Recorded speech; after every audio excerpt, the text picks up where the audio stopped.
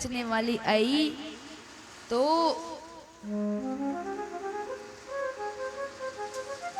ब्रज की गलियों में, गोकुल में आवाज लगाने लगी कि फल ले लो, फल ले लो, फल ले लो, फल ले लो। कोई बाहर नहीं आ रहा है, दोपहर का समय है, सब विश्राम कर रहे हैं। उसी समय में भगवान श्री कृष्णचंद्र जी महाराज अपने नंद भवन से बाहर आए और बाहर आकर के छोटे छोटे हाथों को फैला करके फल बेचने वाली से कहने लगे कि दो ना, मुझे भी थोड़ा सा फल दे दो। और तब फल बेचने वाली कहने लगी कि लाला जा और जा करके ना अपनी मैया के पास से या अपने घर से थोड़ा सा कुछ ले या, धान चावल ले या। और तब छोटे से बाल कृष्ण लाल दौड़ते हुए अपने घर में गए और अपने महल में जाकर के, भंडार में जाकर के अपनी छोटी छोटी हाथों से भगवान ने सुंदर धान को निकाला और धान निकाल करके भगवान दौड़ते हुए फल बेचने वाली के पास जा रहे हैं। तो भगवान लेकर भी कैसे जा रहे हैं? भगवान लेकर के कैसे जा रहे हैं? हाथ में लिए हुए हैं धान और नीचे से सारा धान जो है गिर रहा है और भगवान दौड़ते हुए जा रहे हैं। जब फल बेचने वाली के पास पहुंचे भगवान, तो फल बेचने वाली ने देखा तो भगवान के हाथों में केवल और केवल 2-4 दाने बचे। फल बेचने वाली ने अपना जो टोकरी है वो सामने कर दिया और भगवान ने वो 2-4 दाने धान उसमें डाल दिए।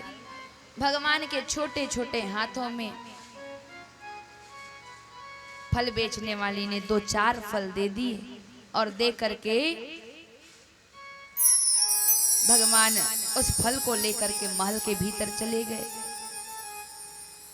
और फल बेचने वाली जो है वो भगवान के सुंदर स्वरूप को देखने लगी और उन्हीं के ही स्वरूप को देखते हुए उनका मन इतना मोहित हो गया मानो कि और कहीं जाने की उनकी इच्छा नहीं हुई और सीधे घर में चली गई। और घर में जाकर के ज्यों ही अपने टोकरी को खोल करके उन्होंने देखा तो उनकी टोकरी में तो सोना, चांदी, हीरे, मोती, पन्ना, पुखराज, मणि, माणिक्य सारे कुछ भरे हुए हैं, मानो आज के बाद उसे कभी फल बेचने की जरूरत नहीं है। आज जन्म जन्मांतरों का फल मानो भगवान ने एक साथ ही उस फल बेचने वाली को दे दिया है।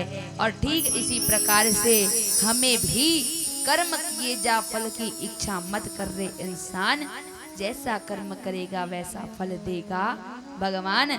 जैसा कर्म हम करेंगे वैसा ही फल भगवान हमें देंगे।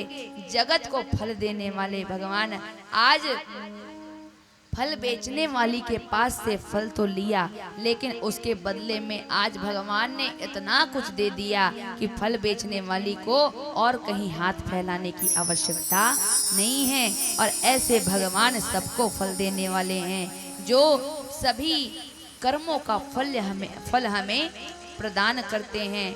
और ऐसे भगवान को हम बार बार प्रणाम करते हैं। बोलिए बांके बिहारी लाल की जय, बोलिए वृंदावन बिहारी लाल की जय। एक दिन नंद राय जी ने सभी ब्रजवासियों को अपने घर में बुलवाया। सभी लोग कथा में ध्यान दें। रोड बन रहा है, रोड बनाने वाले अपना काम कर रहे हैं, आप लोग अपना काम कीजिए, है ना। बन जाएगा फिर चलिए उसी में, फिर रात में दौड़ना तो वो भी ठीक से जम जाएगा, ठीक है। अभी रोड में नहीं बल्कि अपने मार्ग में ध्यान दो, जो धर्म का मार्ग है उसमें आप चलिए, यहाँ पर क्यों बैठे? कथा सुनने के लिए ना। और फिर रोड बनाना है तो जाओ उसी में काम करो बढ़िया। तो इधर उधर ध्यान ना दीजिए, कथा में ध्यान दीजिए। एक दिन नंद राय जी ने सारे ब्रजवासियों को बुलवाया अपने घर में, और बुलवा करके ब्रजवासियों से उन्होंने कहा कि भैया, जब से मेरे लाला का जन्म हुआ है तब से मेरे लाला के ऊपर कोई ना कोई विघ्न बाधा आई जाती है, आपत्ति आ रही है, कोई ना कोई संकट आ रहा है। इसीलिए मैं अब गोकुल में नहीं रहना चाहता, मैं तो इस जगह को छोड़ करके कहीं और जाना चाहता हूँ। जहाँ पर मेरा कान्हा सुरक्षित नहीं है वहाँ पर भी मुझे रहने का मन ही नहीं है, मैं वहाँ रहूँगा ही नहीं। मैं इस जगह को, मैं गोकुल को छोड़ करके कहीं और चला जाऊंगा, मैं जंगल में रह जाऊंगा, लेकिन यहाँ पर नहीं रहूंगा। और तब ब्रजवासियों ने कहा कि नंद बाबा, आपको ऐसा लगता है क्या कि आप ही केवल कान्हा से प्रेम करते हो, लाला से आप ही प्रेम करते हो, हमको लाला से कोई मतलब नहीं है क्या? हम लाला को प्रेम नहीं करते हैं?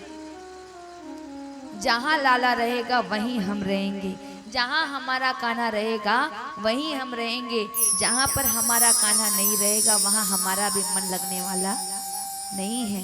इसीलिए जहाँ जाएगा कान्हा हम भी साथ में चलेंगे, और हम सभी लोग एक साथ जाकर के कहीं पर रह जाएंगे। ठीक है, हम इस जगह को छोड़ करके चले जाएंगे। ब्रजवासियों ने नंद बाबा से कहा कि हम जाएंगे तो जरूर, लेकिन ऐसी कौन सी जगह है कि जहां पर हम जाकर के रह सके?